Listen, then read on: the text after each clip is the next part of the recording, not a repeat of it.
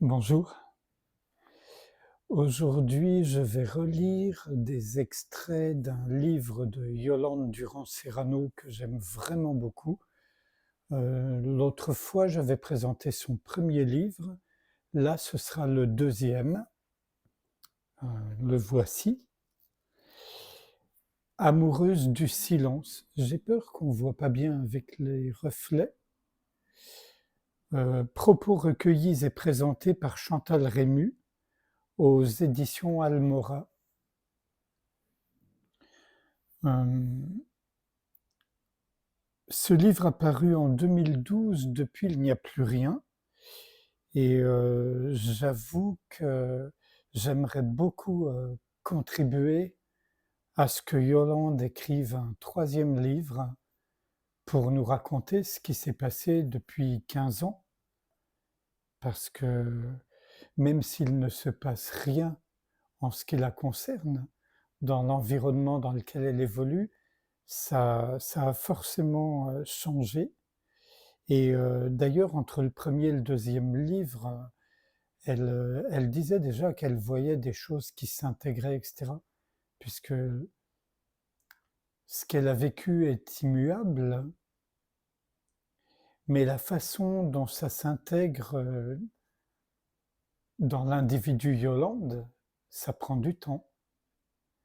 Et donc c'est toujours intéressant, je trouve, d'avoir un éclairage sur tout ça.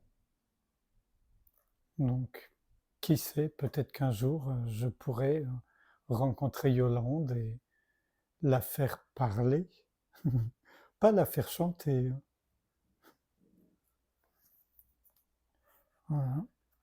Donc j'aime vraiment beaucoup, beaucoup ce qui émane d'elle, cette simplicité, cette authenticité, cette ouverture.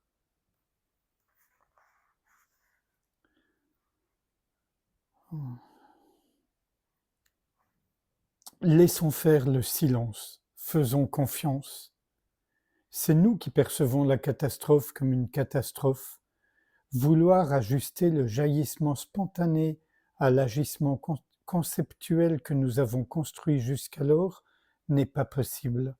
Ça ne fonctionne pas comme cela. Cet instant d'éternité permet de voir la perfection là où elle est vraiment. Sur le plan des apparences, vous verrez encore des choses qui ne sont pas si belles que ça, mais l'important est de voir la perfection sur le plan où elle est. On peut continuer à boire du vin, à manger, à fumer. Pourquoi vouloir mourir en bonne santé? Très bonne question. C'est un désir du mental. Plutôt que de passer du temps à chercher la perfection dans l'espace restreint de l'existence, restez conscient de cet espace beaucoup plus vaste à partir duquel on peut tranquillement regarder notre fonctionnement. Pour ma part, je n'ai pas pris la décision de mourir en bonne santé, car je sais que, de l'espace où je suis, les choses qui doivent nous quitter nous quittent. Il n'y a pas besoin d'agir, ce qui n'empêche pas de se rendre chez le médecin si l'on est malade. Faites avant tout confiance à ce que vous êtes vraiment, c'est-à-dire à l'énergie qui permet l'expression de tout ce que vous voyez avec vos sens. Si vous laissez cette chose que vous êtes vraiment voir pour vous, vous verrez que vous n'avez aucun choix entre être fumeur ou ne pas l'être. On ne peut qu'être dans ce corps où l'on est. On n'a pas le choix d'être alcoolique, anorexique. Par contre, on peut observer que le corps est très intelligent. Il sait aussi se prendre en charge. Moi, je suis avant tout amoureuse de ce qui est là, invisible. Ensuite, j'ai pu remarquer que mes relations ont évolué ou changé un petit peu, dans le sens où ce n'est plus le mental qui a le pouvoir. Les choses se passent alors un peu différemment, dans le sens que l'amour infini est déjà là, cette plénitude, ce bien-être constant. Je ne peux plus agir pour plaire à quelqu'un ou vouloir à tout prix qu'une relation fonctionne bien. Je ne peux plus que laisser la relation être comme elle est.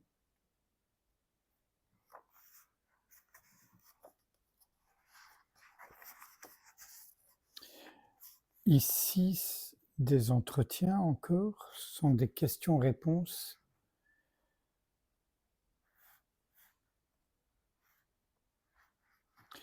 Voilà un passage de Yolande où je me sens tellement en accord avec ce qu'elle dit. Pour ma part, je ne crois pas aux vies antérieures. Pour moi, il n'y a que cela, majuscule, cet instant d'éternité. Ce qui est le plus clair, c'est cet espace d'immobilité et d'amour infini qui est là avant toute chose. Je ne connais pas le sens des karmas ou des vies antérieures et n'ai par conséquent aucune référence de cet ordre.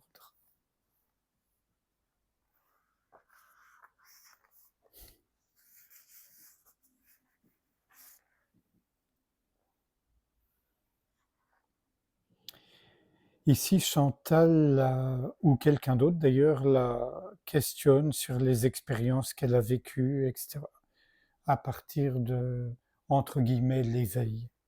Le retour au silence serait plus juste. Donc, Yolande répond, c'était douloureux car le corps et l'essence s'exprimaient encore. Le premier livre a été écrit il y a 4 ou 5 ans. Aujourd'hui, je ne le formulerai plus de la même façon. J'ai compris depuis que le corps pouvait se protéger, garder une soupape. Quand le silence, qui est énergie pure, déferle avec puissance et s'exprime par une extase, le corps revient à lui. L'après-midi, les yeux fermés, je rejoins une relaxation très profonde sans le chercher. Dans cette relaxation, il n'y a plus que vision. C'est extrêmement puissant, telle une présence lumineuse où j'ai conscience de ce témoin qui reste là et qui me fait revenir dans mon corps avant de plonger dans ce que je ne pourrais pas supporter. Il y a cet instant où l'on voit, cette déconnexion où ce qui est vu n'est pas vu par la personne. Après ce moment où l'on a vu sans la personne, on voit l'expression de ce que l'on n'est pas. Le fait d'avoir vu ancre dans ce que l'on est vraiment. On sait pour toujours qu'on n'est pas cette personne à laquelle on s'est longtemps identifié. Quand on a vraiment vu et que tout reste focalisé sur cela, l'intégration se fait sans effort, quelle que soit notre activité extérieure, que l'on fasse le ménage, que l'on donne ou que l'on ait des que l'on dorme ou que l'on ait des expériences mystiques.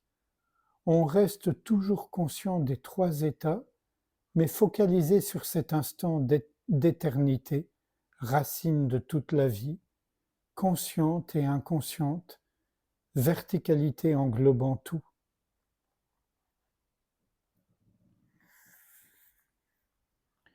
Là, on lui demande comment se traduit pour vous la sortie du sommeil, l'apparition du corps, du mental, du monde. Yolande, contrairement à avant où c'était la personne, le mental qui se réveillait, à présent, avant que la forme du corps n'apparaisse, je suis dans l'énergie. Cette énergie ne me quitte pas, même dans le sommeil profond, où parfois les yeux peuvent s'ouvrir. Dans les moments de transition, de l'état de veille au sommeil notamment, on peut toucher l'énergie pure. C'est très puissant. Ce qui est su mais non constant diffère de ce qui est su et constant. Cette évidence absolue donne forme à cette constance. Le silence, on le vit tous, mais lorsque l'on est dans cette constance, on peut voir l'expression qu'on est, ou plutôt qu'on n'est pas. Parfois, dans mon expérience, l'intensité est minime pendant 2 ou 3 jours, elle ne s'exprime que sous une forme très banale, mais l'évidence absolue demeure. C'est très subtil, mais c'est toujours là.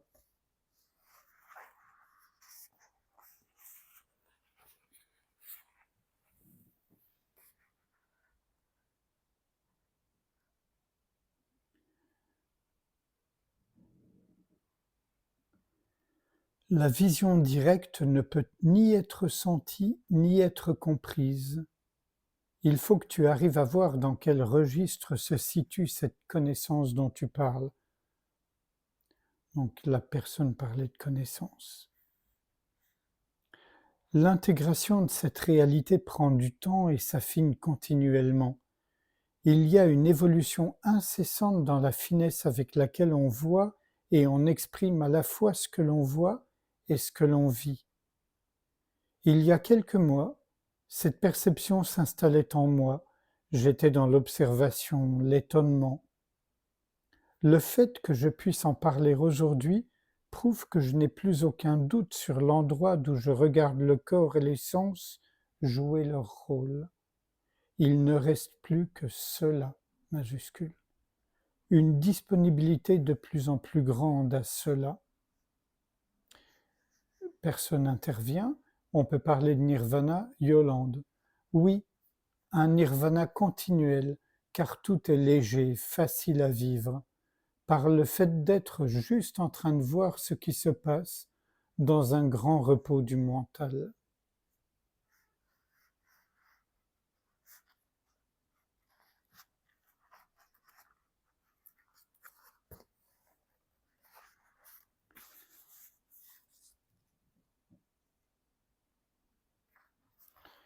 Notre véritable nature n'est pas de penser, mais de voir. Voir la réalité de cette illusion. De ce point de vue, il n'est plus possible d'embarquer dans les projections. Tout est expression du silence. L'aide est là, constamment. Quand on ne gaspille plus son énergie pour sa petite personne, alors l'aide est là pour le monde entier. On voit toujours le déroulement du film, on est témoin de son existence, de celle des autres, mais l'essentiel est ailleurs. Tout est illusoire.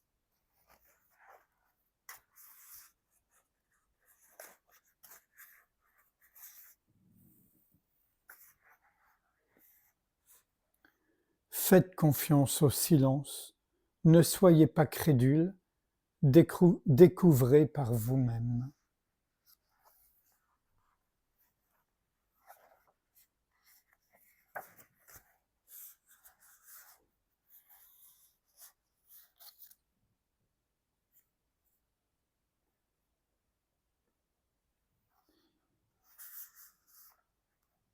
Parlant de ce qui lui est arrivé, qui a fait changer, elle ne regarde plus depuis la personne, mais depuis ce qu'elle est vraiment, cet espace, ce qu'on est tous, mais elle le vit vraiment sciemment. C'est peut-être, dit-elle, parce que je n'avais aucun savoir intellectuel que ce grand je ne sais pas a pu s'ancrer profondément dans cette terre simple qui m'a fait m'ouvrir à l'évidence. Mais au fond, c'est ma traduction, car je ne sais pas. Mais pas du tout le pourquoi et le comment. Un ancrage se fait, l'intuition du silence prend le pouvoir sur tout. Et un tout dernier extrait que je trouve magnifique. Le silence est le plus grand médecin du monde. En un instant, on voit la vie sous un autre angle.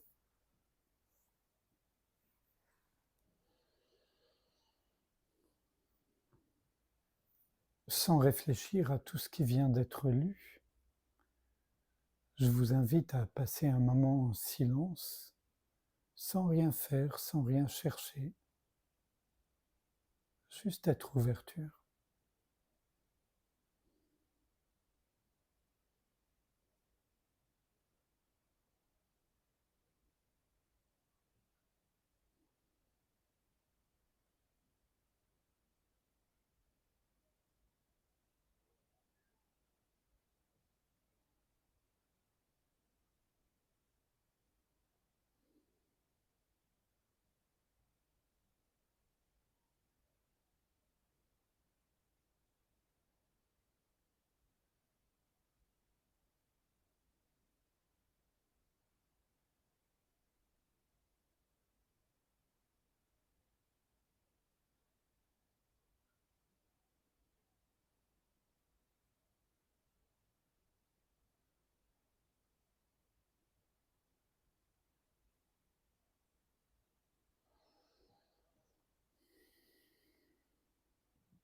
Je vous remercie. À bientôt.